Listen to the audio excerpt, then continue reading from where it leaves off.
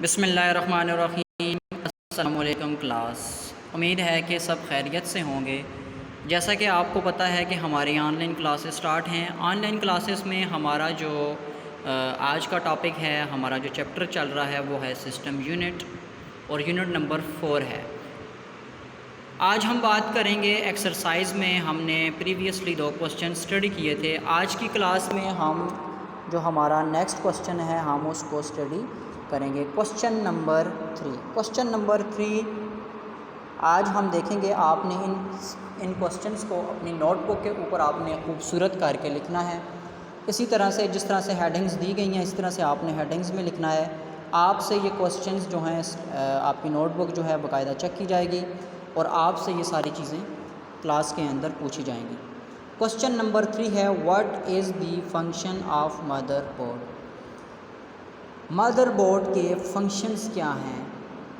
Answer, mother board کیا functions کا ہمارا جو مدر بورڈ کا فنکشن ہے، mother board is the main, mother board is the main circuit board that holds the main component of the computer together۔ کہ جو mother board ہے یہ مین سرکٹ ہے، that holds جو کہ کیا کرتا ہے جی، ہولڈ کرتا ہے، تھامتا ہے، دی مین کمپوننٹ جو اس کے مین حصے ہیں، آف دا کمپیوٹر ٹوگیدر، ایک دوسرے کے ساتھ جوڑنے میں اس کا کیا ہے جی، ایک بہت بڑا ایک مین کردار ہے مدر بورڈ کا، یہ اس کا مین فنکشن ہے۔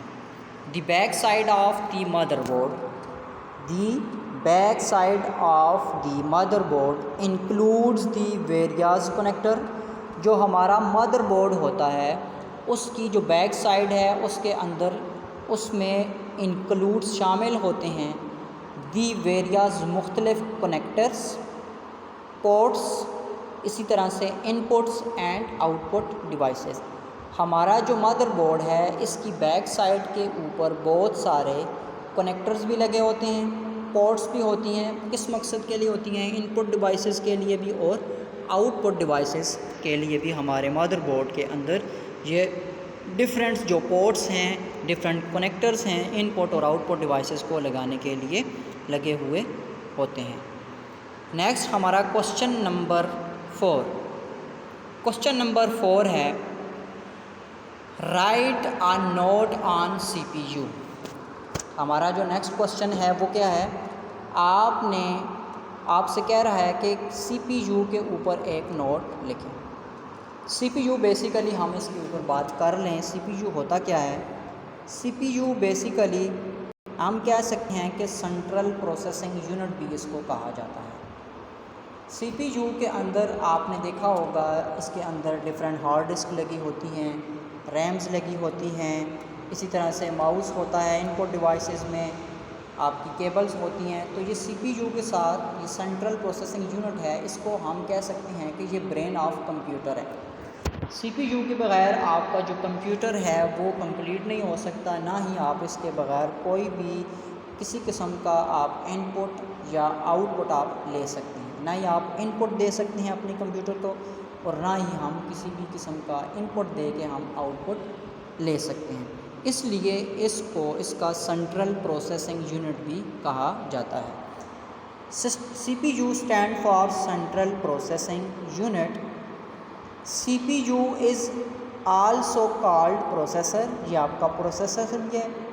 اٹ ایگزیکیوٹ انسٹرکشن، یہ کیا کرتا ہے جی، ایگزیکیوٹ کرتا ہے انفارمیشنز کو۔ It manage most of computer operations, اور یہ بہت ساری جو کمپیوٹرز کی انفارمیشنز ہیں ان کو یہ کیا کرتا ہے، مینیج کرتا ہے، ان کو آپریٹ کرتا ہے۔ جو بھی آپ انفارمیشن آپ اپنے کمپیوٹر کو ان پٹ کے ذریعے دیتے ہیں وہ اس کو اس کا آپریشن کرتا ہے، پھر آپ کو اس کا آؤٹ پٹ ریزلٹ آگے دیتا ہے۔ ہم اگر اپنے ان پٹ کی بورڈ سے اگر ہم اس کو کوئی بھی کمانڈ دیں، یا ہم اپنے ماؤس سے اس کو کمانڈ دیں کہ کسی فائل کو ہم نے اوپن کرنا ہے، جب ہم اپنی فائل کو اوپن کرنا چاہتے ہیں ہم اس کو کمانڈ دیں گے، اس کے اوپر کلک کریں گے تو یہ سینٹرل پروسیسنگ یونٹ جو ہے، یہ سی پی یو جو ہے، یہ اس کمانڈ کو آپریٹ کرتا ہے۔ اس کمانڈ کو یہ کیا کرتا ہے جی، اس کو فائل کو جس کو ہم نے اوپن کرنا ہے اس کو اوپن کر کے آپ کو آپ کے سامنے آؤٹ پٹ رزلٹ میں دے گا۔ دی سی P you contains the, C P you میں جو آپ کے جو سی پی یو ہے وہ مشتمل ہوتا ہے کس کس کے اوپر، C U main control unit, A L U arithmetic logic unit, ٹھیک ہے۔ سی پی یو جو ہے وہ دو چیزوں کے اوپر مشتمل ہوتا ہے، number 1 centre control unit, number 2 A L U arithmetic logic unit. اس کے اوپر آگے ڈیٹیل کے ساتھ کلاس ہے، کوسچنز ہیں، ارتھمیٹک لاجک یونٹ کیا ہوتا ہے، اس کی ڈیفینیشن پھر دیکھیں گے۔ یہ ساری چیزیں ہم آگے ڈیٹیل میں اگلے کوسچنز میں ہم دیکھیں گے۔ آج کی کلاس میں ہم نے اسٹڈی کیا مدر بورڈ اور ہم نے سی پی یو کو اسٹڈی کیا، باقاعدہ ہم آگے ان کے اوپر ڈیٹیل کے ساتھ بات کریں گے۔ آج کی جو کلاس ہے اس میں ہم نے جو کوسچن اسٹڈی کیے ہیں آپ نے اپنی نوٹ بک کے اوپر باقاعدہ ان کو لکھنا ہے، باقاعدہ خوبصورتی کے ساتھ، اسی طرح سے جس طرح سے ڈیفینیشنز لکھی ہوئی ہیں اس طرح سے آپ نے بھی ان کو خوبصورت کر کے ہیڈنگز کے ساتھ اور مارکر کے ساتھ لکھنا ہے۔ امید ہے کہ آپ جتنا بھی کام آپ کو کروایا جا رہا ہے آپ گھر میں اس کو باقاعدگی کے ساتھ اپنی نوٹ بک کے اوپر بھی لکھ رہے ہوں گے اور اس کو پریپیئر بھی کر رہے ہوں گے۔ السلام علیکم۔